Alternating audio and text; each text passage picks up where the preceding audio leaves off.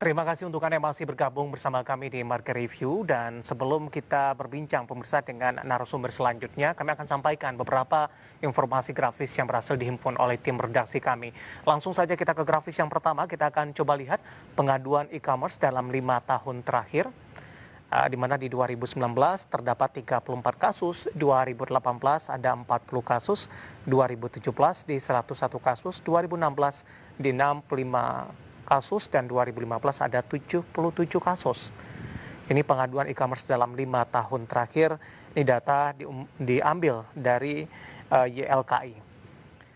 Kita beralih ke grafis selanjutnya. Kita akan coba lihat permasalahan belanja online dalam persentase, di mana barang tidak diterima, tadi pun juga sempat kita bahas pemirsa, di 24,28 maksud kami, 2%, barang tidak sesuai di 15,3%, kesulitan refund di 15,3%, penipuan 12,8%, sistem server di 5,1%, pembajakan akun di 2,5%, dan lainnya di 7,6% ini.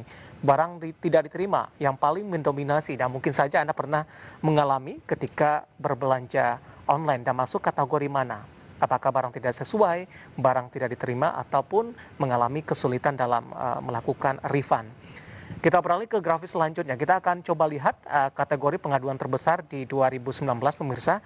Dapat Anda saksikan juga di layar televisi Anda, di mana perumahan ini 14,2%, belanja online di 6,3%, listrik di 4,2%, telekomunikasi di 4,2%, lainnya di 24,1%, dan jasa keuangan ini ternyata paling banyak 46,9%.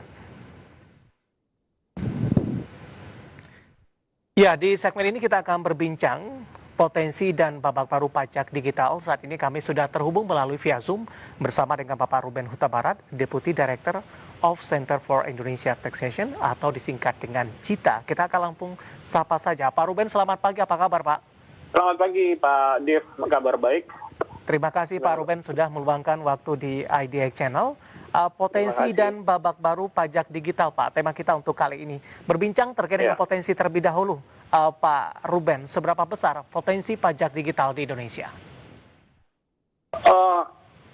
Kalau dilihat potensi, kalau kita mau mengetahui potensi pajak dari transaksi digital ini kan, sebenarnya kita harus mengetahui dulu sebenarnya berapa nilai total transaksi yang dilakukan oleh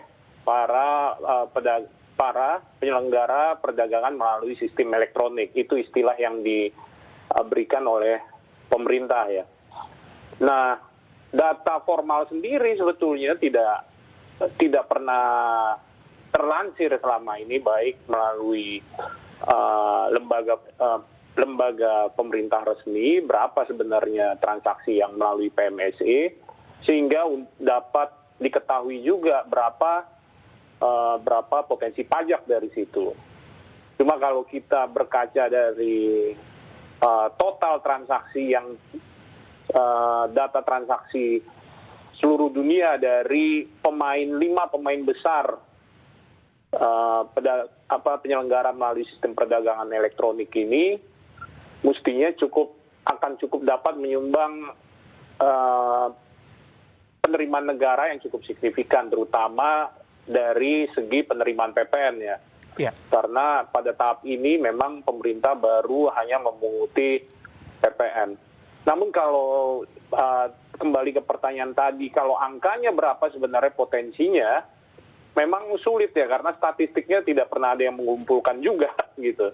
Baik, tapi kesimpulannya ini menarik begitu Pak Ruben, mengingat perkembangan teknologi ke depannya, proses peralihan dari offline ke online porsinya akan lebih besar begitu. Dengan potensi seperti ini, pemerintah ini sudah mulai melihat terutama dari sisi pajaknya dalam hal ini. Iya, kalau yang terpenting memang kan yang pajak tidak langsungnya, terutama pajak pertambahan nilai ya. Karena itulah yang bisa dipajaki oleh pemerintah ketika transaksi terjadi. Tapi juga sebenarnya tidak boleh dilupakan justru pajak langsungnya, PPh. Ya, apalagi seperti tadi disampaikan bahwa ke depannya memang kita akan melihat fenomena pergeseran transaksi. Pergeseran transaksi akan secara online akan lebih banyak terjadi begitu. Cuma kalau dengan payung hukum yang ada sekarang kan memang pemerintah baru bisa memajaki dari sisi PPN-nya. Walaupun memang ya daripada tidak ada sama sekali yang dipajakin kan, PPN saja sudah bagus daripada selama beberapa tahun tidak berhasil dipungut oleh pemerintah. Cuma memang pemerintah kan sudah menyampaikan bahwa untuk memajaki PPh ini, pemerintah tetap akan menunggu konsensus global. Bagaimana cara memajaki PPh atas perdagangan melalui sistem elektronik ini. Cuma memang kalau untuk saat ini pemerintah sudah dapat memungut PPN itu kami bisa apresiasi lah, memang sudah sepantasnya dan sudah urgent untuk dilakukan. Gitu. Ya, semenjak diterapkan dari sisi PPN, Pak Ruben, bagaimana Anda melihat trennya sampai sejauh ini? Cenderung meningkat tidak, Pak, dalam beberapa waktu terakhir?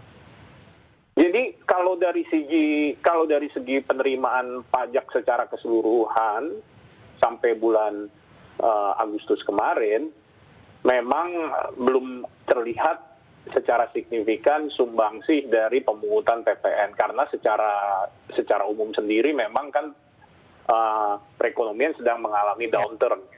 Itu yang kedua juga pemungutan PPN oleh perdagangan melalui sistem elektronik ini sendiri kan baru dilakukan mulai Agustus.